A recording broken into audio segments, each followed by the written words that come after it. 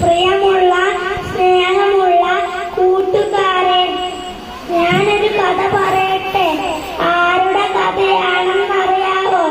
നമ്മളുടെ മുത്തുനബിയുടെ കഥയാണ് കേട്ടോ.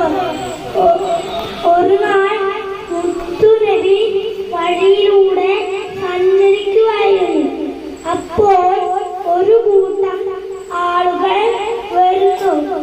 അവർ മുത്തുനബിയെ കളിയാക്കാൻ തുടങ്ങി. ഭ്രാന്തൻ എന്നുവരെ മുത്തുനബിയെ വിളിച്ച് കളിയാക്കി. അതിൽ ചിലവർ മുത്തുനബിയെ കല്ലെടുത്ത് എറിഞ്ഞു. നബിയുടെ കാലിൽ നിന്ന് ചോര ഒഴുകാൻ തുടങ്ങി. അപ്പോൾ ജിബ്രീൽ അലൈഹിസ്സലാം വന്നു. പുന്നാര നബിയെ, ആ നിൽക്കുന്ന മലകൾ ഞാൻ അവർക്ക് മേൽ മറിക്കട്ടെയോ? വേണ്ട ജിബ്രീലെ, വേണ്ട. അവർ അറിയില്ലാത്ത